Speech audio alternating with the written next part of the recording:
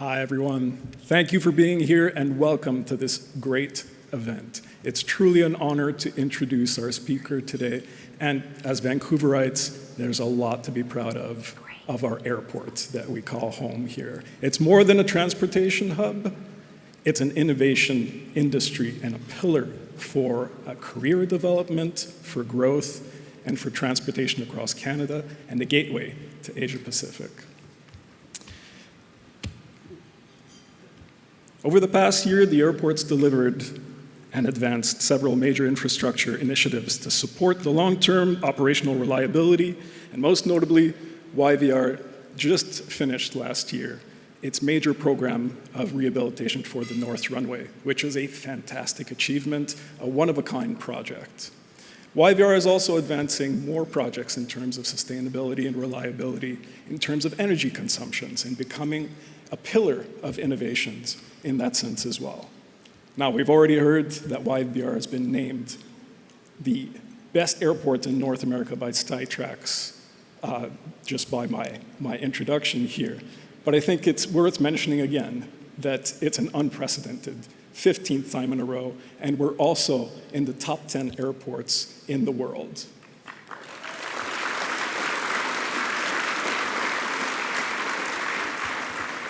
All right, it's in the context of infrastructure delivery and operational excellence that we have this presentation today by the CEO of Vancouver Airport, Tamara Vrooman, a truly inspirational person and a catalyst of innovation and sustainability. Now, last time that we had a presentation from Tamara, she demonstrated her teleportation skills.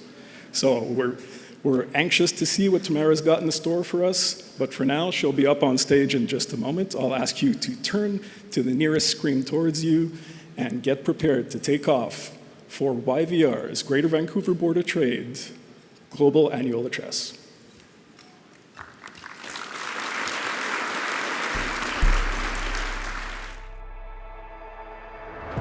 Night or day, 7 days a week, YVR keeps our passengers, our region, and our economy moving. A global hub and Canada's Pacific gateway to Asia and beyond.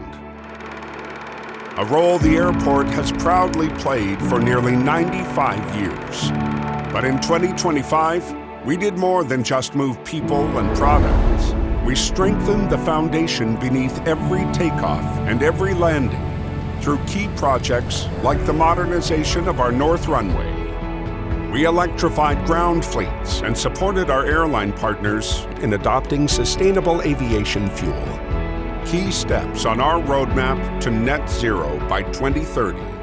We improved passenger flow with investments in innovative new technologies, many first-of-their-kind equipment in Canada, and worked together in smarter, more efficient, and more coordinated ways than ever before. We expanded our global reach by welcoming more airlines and adding more destinations. We moved more high-value Canadian goods to export markets around the world than ever before, from fresh foods to high-value technologies to critical minerals. Supporting Canadian companies that are seeking new markets and new opportunities for our products. And we served more passengers than at any point in our history, quickly adapting to shifting travel patterns amidst global uncertainty. We strengthened connections to the communities we serve, not just with resources, but with our own two hands. With our partners, we created more moments for passengers to enjoy their journey and to learn more about Musqueam, on whose ancestral unceded territory YVR operates. YVR isn't just a gateway, it's an employer, an economic engine, an environmental steward, and a connector of families, cultures, and opportunity. When we strengthen YVR, we strengthen the region. Coming off a year of new records, new routes, new achievements, and incredible new heights, YVR is ready now to seize the momentum and the opportunity to help our region and our economy take off into the future. This is Air YVR traffic control. Request for takeoff received. Runway 26 right is yours. YVR 2026 Greater Vancouver Board of Trade, you're cleared for takeoff.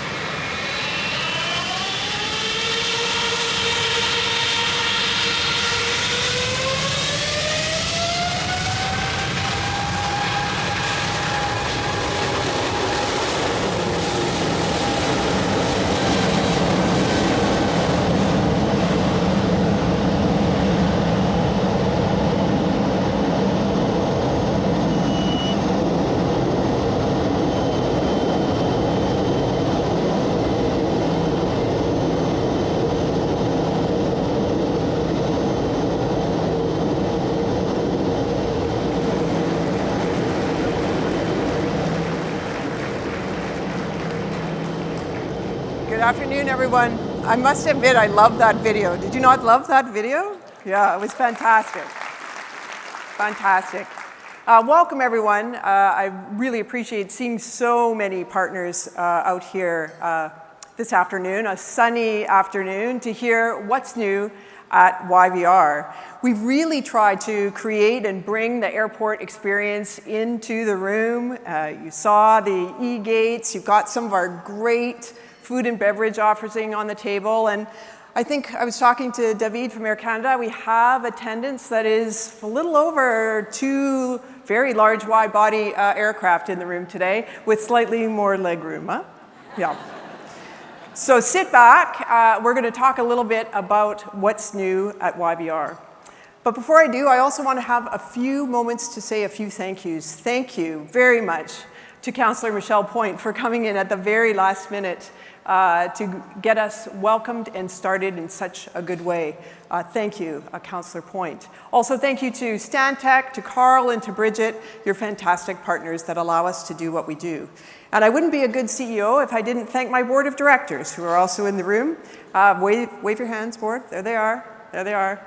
Thank you so much for your support and all you do to support me and the executive and the entire team at YVR. And then finally, none of this happens without a tremendous team effort.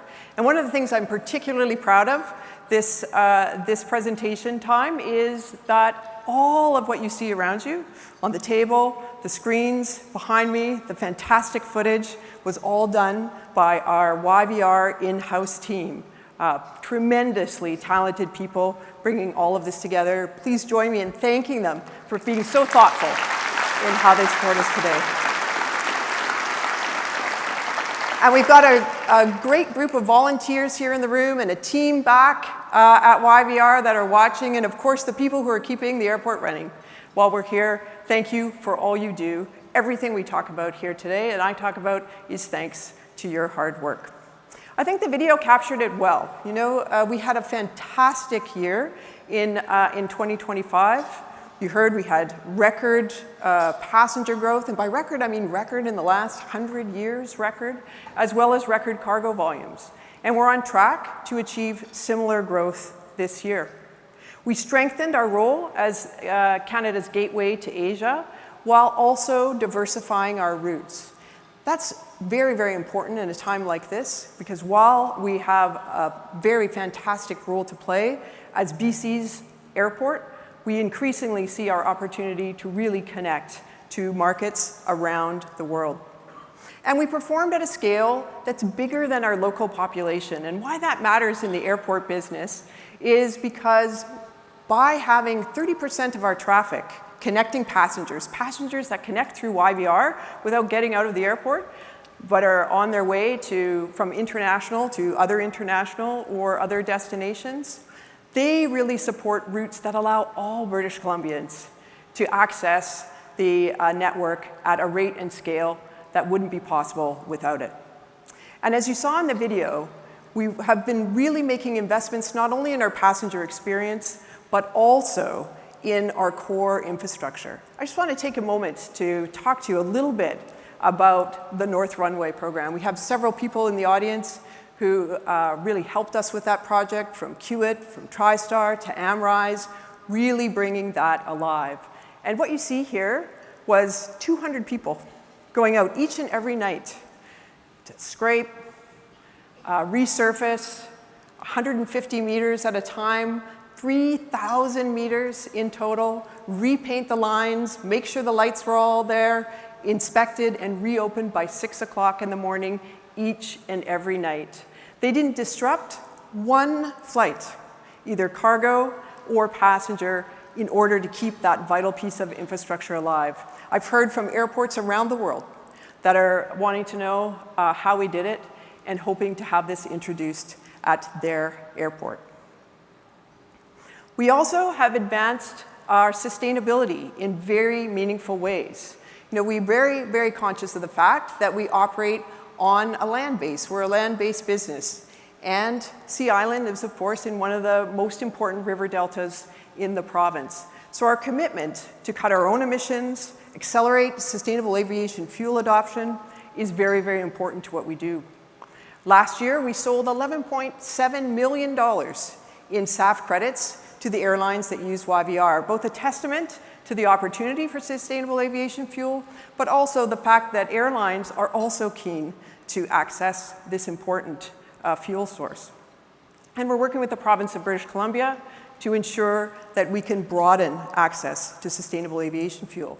As you saw when you came in, we've also introduced a number of digitized innovations that really have improved the way that we can serve the passengers safely and securely. Whether it's CT scanners, whether it's the e-gates that you used on the way in, the whole idea is to get you where you're going faster and easier. Also, fun fact, the #1 place where people lose their passports is at an airport. So we're hoping that you don't have to take things out of your pocket so much. We can reduce that key stat that's so frustrating for many. We also have been really focusing on not only how we take care of the land, but who we take care of it for. And as you heard at the opening, the partnership that we've had since 2017 with Musqueam, our sustainability and friendship agreement, has been key to our ability to operate confidently and inclusively at YVR. We also have really focused on our finances. We'll talk a little bit more about that.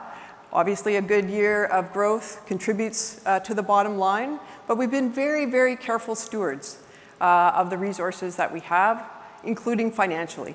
And so last month, I'm pleased to say that YVR received yet another credit rating upgrade, the highest that we've ever had in our history, to AA. There's only about 10 or 12 airports in the world that enjoy that level of access to the credit market at such a low price. In fact, our colleagues at RBC were joking with us the other day, we can now borrow money more cheaply than they can. So we're pretty happy about that. So if you need a loan, RBC, you know where to go.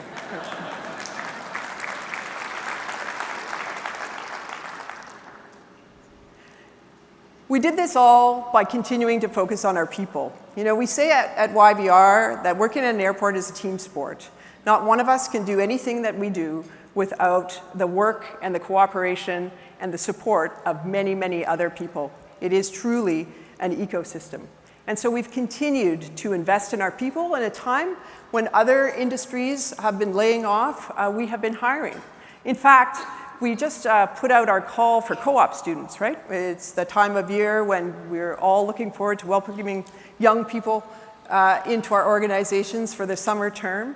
And we were stunned that we received over 6,000 applications for co-op students. And when we checked into it to find out why, was AI at work? No, these were real people. It was because they see their future. They see their future in our industry, and they want to be part of it. A better endorsement, I honestly can't think of. And as a result of all of that, as you heard, and I'm going to make you clap a third time, we were awarded for a record 15th time the best airport in North America by one of the largest consumer surveys that exists in any industry. 13 million people are surveyed in order to come to that conclusion. And for the first time in a very, very long time, we also cracked the top 10 in the world, which we're very, very proud of.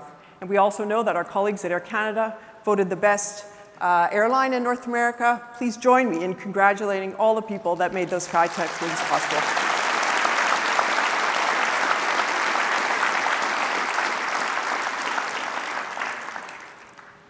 But we know that for all the success that we've had recently at YVR and the work that we're doing to ensure it continues, there's obviously very, very challenging times ahead, both for our region, for our industry, and of course, the world.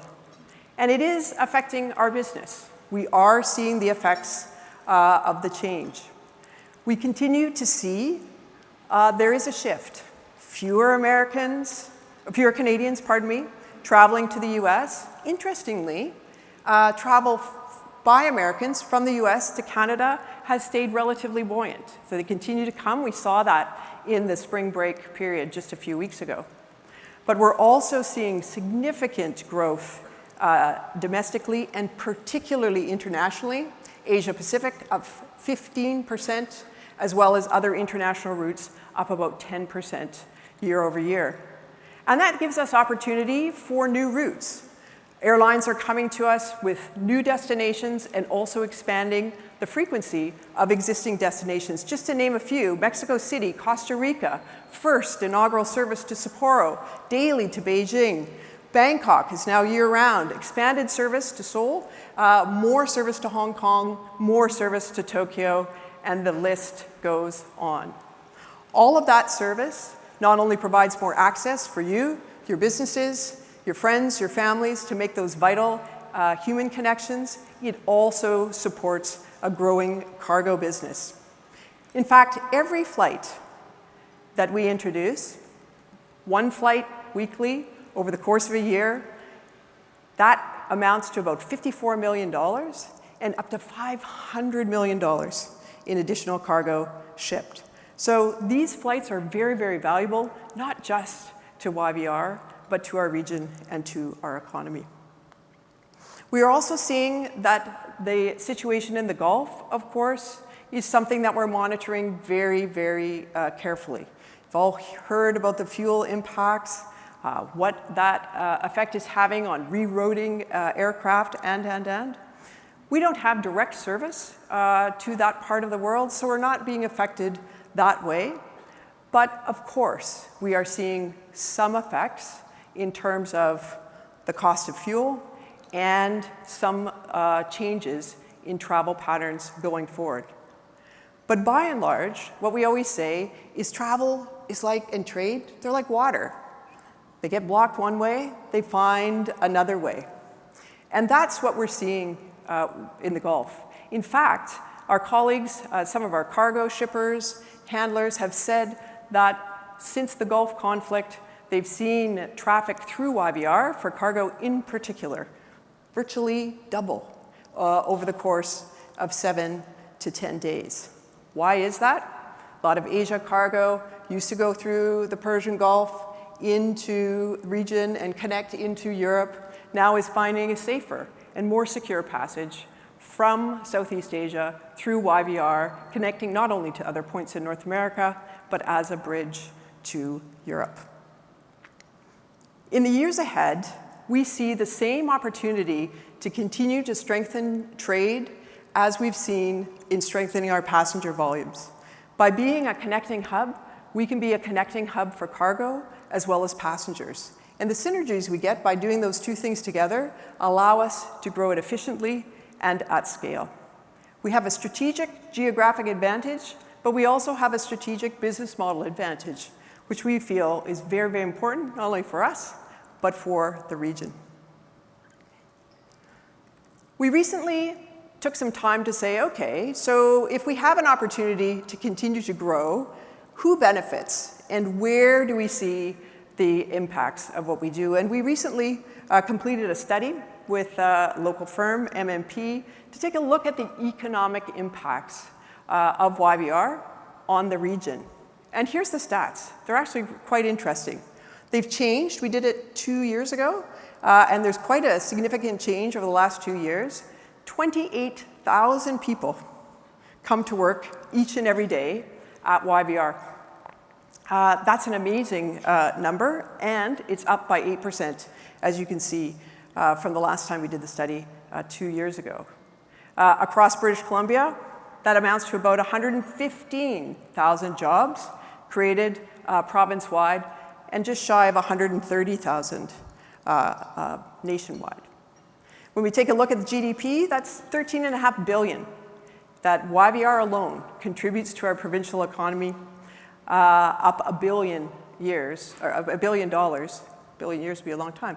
$1 billion from the last time we did the survey. So we're quite an important economic generator, and we take that information very, very seriously at YVR, because we know if we grow efficiently, if we connect to the places that businesses and the community needs us to connect to, not only do we fulfill our service mandate of growing YVR and in service of the community and the economy that supports it, we also are contributing an outsized amount to the overall prosperity and growth of our region.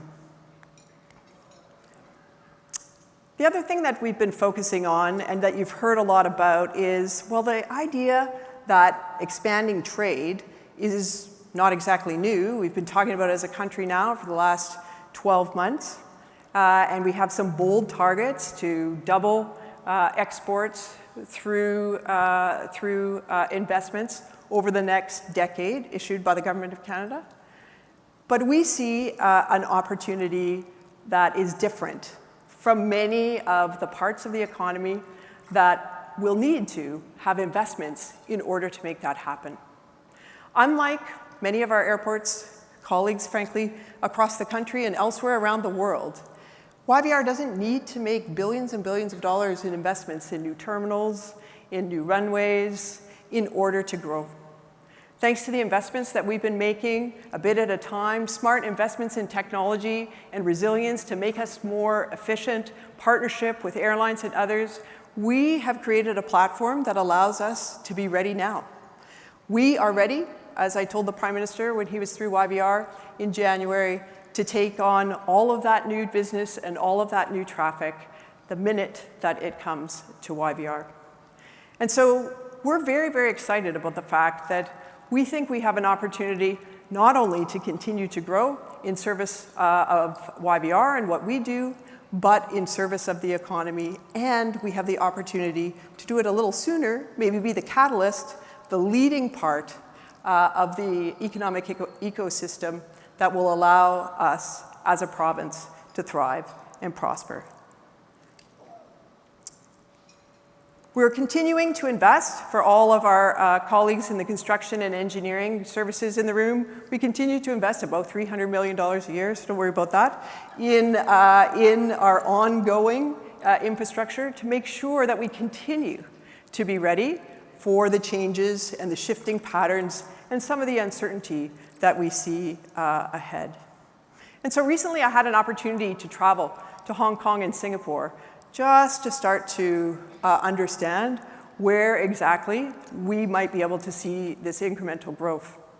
At the same time, our team has been out around the world, in South America, in many, many countries in Southeast Asia, in the Gulf region before the conflict, looking to ensure that we have the connectivity and the relationships, so we're there when you need us to be in order to expand our service and our routes. And it was interesting what I heard. As I said when I came back to our colleagues, countries other than the major ones that you would know definitely have got the middle country memo. So countries like Singapore, Vietnam, Indonesia, India, Japan, Korea, they are all looking also to diversify their trade. They're feeling the squeeze, in that case, often between China and the United States. And they really see an opportunity to partner with Canada. In fact, I would say we're near the top of their list in almost every instance. However, what they also made clear was that they can't wait. And one of the things that they've experienced in the past, dealing with Canadian businesses, and in particular parts of the ecosystem that facilitate trade, is we can be a little slower than the market needs. We make high-quality decisions, but it takes a really, really long time. And in other situations and contexts, I think they communicated that that would be okay. But in this unique one, it is not. And so while their first preference is to grow and partner with us, they can't wait. And so we need to be ready and able to receive the investments to facilitate the trade, to facilitate the partnership and the movement of people and goods. That really is a once-in-a-generational opportunity for us to continue, of course, to strengthen our ties and trade to the United States, but also diversify for resilience and security at the same time. Here's an example of that. So Vietnam, a country I hear a lot about when I'm talking to businesses, huge opportunity, not only for tourism, but even greater opportunity than many people realize for trade. We currently see quite a large volume of goods coming from the west coast of Canada, Canadian goods finding their way to Vietnam, and vice versa, in things that would surprise you. Machine parts, plastics, technology, all, relatively speaking, high-value goods that travel by air. The problem is we don't have any direct service to Vietnam. Last year alone, 58,000 passengers traveled from YVR to Vietnam, but they had to go via Singapore. 58,000 is enough to support a direct route and all of the cargo benefits that would come with that. And so those are the kinds of opportunities that we're working on to be able to deliver on now so that we can serve the local businesses and the Western Canadian businesses that tell us that they really need to have that direct service to be competitive given all of the capital flows that are shifting given the trade dynamics. And what we know, what I also saw traveling to Hong Kong and Singapore, why those two sites were important for our business in particular, is those are two of the largest cargo hubs in the world. Hong Kong being the largest, 5 million tons of cargo going through Hong Kong each and every year, and Singapore being a close second at about 2 million tons a year. We're super excited. It's a record, just to put it in perspective for you, at 365,000 tons a year. So these are massive cargo hubs. But what we see is that if you can deliver speed, consistency, and scale, people will come. And you'll attract all of the integrators. The freight forwarders will want to be there. Shipping efficiencies will be there. Competition emerges that lowers costs and improves access not only for the biggest shippers, but right through the economic ecosystem to small and medium-sized business. That's the vision that we have for YVR. Taking the strength that we have on the passenger side, for which we are recognized and increasingly world-renowned, and extending it to the cargo business because we think this is the opportunity, more than at any other time potentially in our history, to really ensure that our role as a trade hub and a cargo hub is equally compelling and equally important to the work we do, given what's at stake for our region. That's why we're setting a bold goal. We're going to double the cargo volume that goes through YVR in the next 5 years. And in so doing, we will continue to contribute jobs, billions of dollars in prosperity and economic growth, and create a global hub in cargo that is equal to the global hub reputation that we have for passengers. And it's important because we think that it's difficult for businesses to grow in our region without access to an efficient, digitized, smart, reliable cargo airport in exactly the same way you've come to rely on us as a passenger airport. And so in closing, I just want to say that you know, there's a lot of negative news that surrounds us.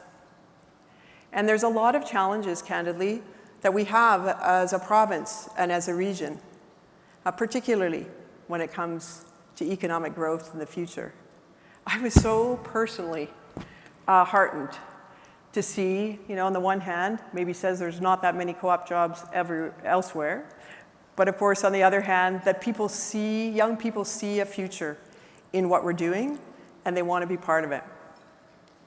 You know, I was born in British Columbia, went to school here, worked only in British Columbia my whole career, and raised my family here.